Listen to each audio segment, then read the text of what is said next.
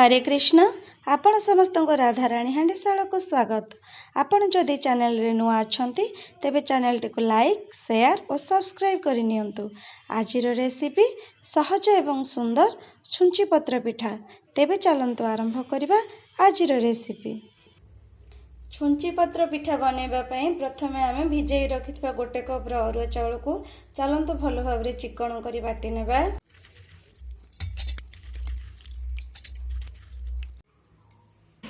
देखो तो चाउल को आम बाटी नहींचे।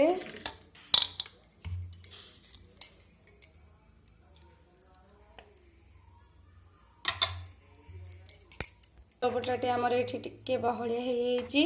एबे एथिरे आमे अल्प टिके पानी देबा। एबे एथिरे स्वाद अनुसार लूण देबा एवं भलो भाबरे याको गोळेई नेबा। देखंतो आणटी आमर एतिकी पतल हेबा आवश्यक। तेबे चलंतु आपको किछि समय पे रेस्ट दे देबा एवं कोरिके रखिथिबा नडिया को गुड़ किंबा चीनी पकाई भलो भाबरे खरडी नेबा। चलंतु नडिया को खरडीबा पई कड़ा बसेबा। देखंतु कड़ी एठी हमें बसई नैछे। एबे किछि गुड़ को हमें इथिरे देबा एवं गुड़ को मेल्ट हेबा पई छाड़ीबा। देखंतु गुड़ एठी हमर मेल्ट हेइछि। एबे एथिरे हमें नडिया को देबा एवं किछि समय पे इटाको एपट सेपट करबा।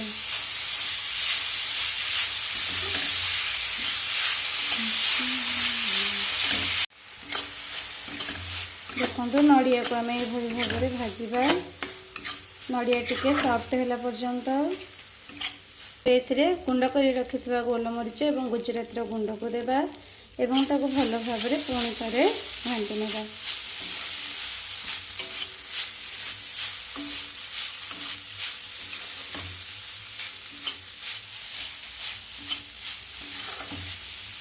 देखो नडिया खरड़ा ये आमर एबे रेडी हो जाइए।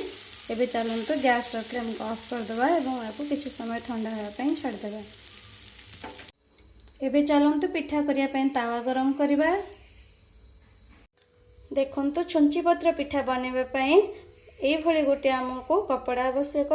कपड़ा को आमे एतिकी चौड़ा रे चौदी देबा एवं ताको भलो भाबरे धोई नेबा।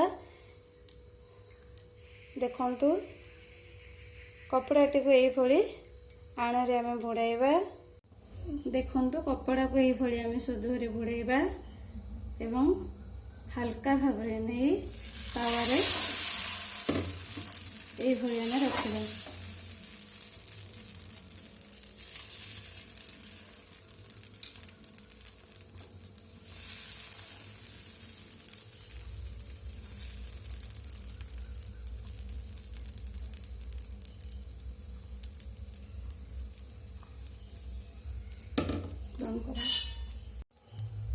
एबे खरड़ा नडिया को आर मझी भाग रे एई भली आमे समान करके देबा।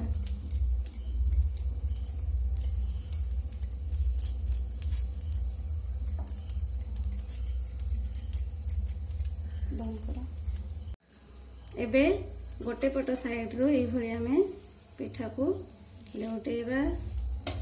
अन्य पट साइड रो मध्य नेबा।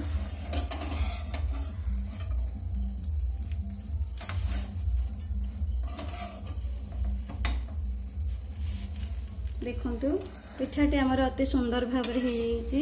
एबे चलंतु तार आ गोटे पट साइड को लेउटाई नेबा।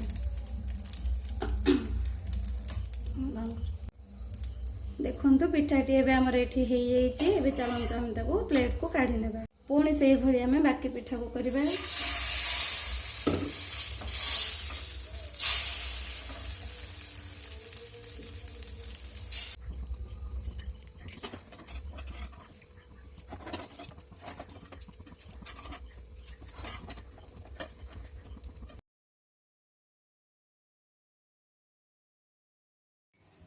देखंतु छुंची पत्र पिठा आमर रेडी हो।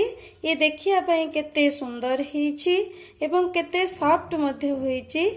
आपण घरे को थरे निश्चित भाबरे ट्राई करंतु। पुणी देखा आ गोटे वीडियो रे।